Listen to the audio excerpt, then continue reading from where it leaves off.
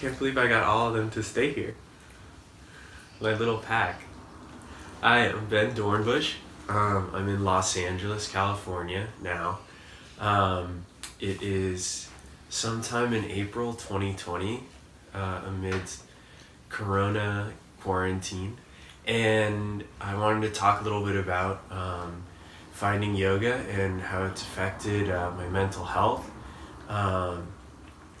I first found yoga when I was 18 years old. I had just moved to New York City in 2007, and I was going to New York for college, and I found myself at this huge sort of crux of life where everything was just sort of in flux, like in a very bad way. I was really contemplating just sort of existentially what I was doing with my life. I had just come out to my family.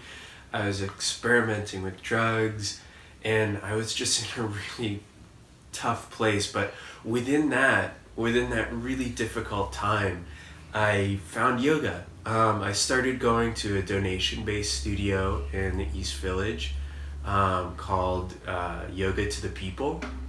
And I remember being really freaked out by the asana practice at first. And I call it the asana practice because it's really not just the movement and the breathing. I think that's where it starts.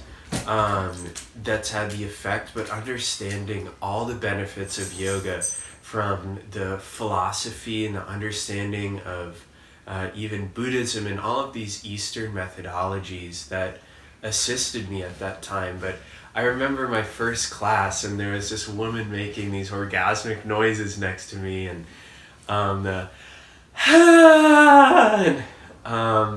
I remember being really judgmental about it.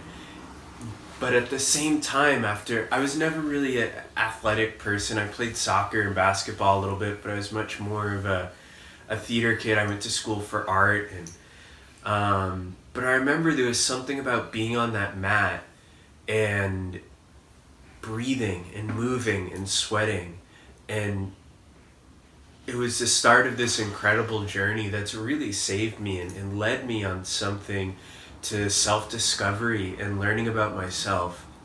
And in the process of that, really learning about others.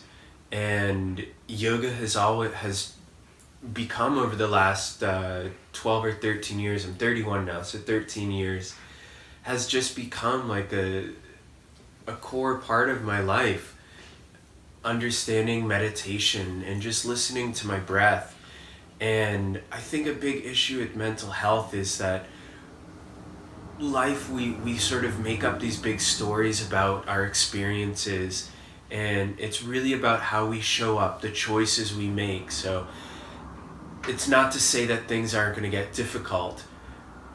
It's just that in the face of difficulty, how can we be the source of our own strength? How can we be the source of our own positivity and light? And the practice of yoga, coming to the mat, coming to meditate, coming to listen to our breath, really shows us the importance of existence. Is you really just have to breathe. You really just have to learn to sit through any experience, whether you're sweating or someone's passed away, or you've lost your job, whatever life throws at you. Yoga is just this consistent practice in my life that's moved me through every time, that's allowed me to really understand being the source of my own happiness, being the source of my own creativity, of being the source of how I want life to show up. And it still gets tough, but I have this incredible practice to come back to. I have this incredible knowledge and wisdom that I've gained over the years, and it's been through yoga.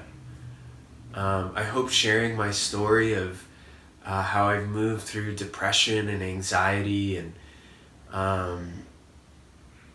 really found yoga at a time where I needed it to, and continue to use it for the benefit of my mental health, so that each day I can wake up and I have the strength and I have the faith to get through whatever life throws at me.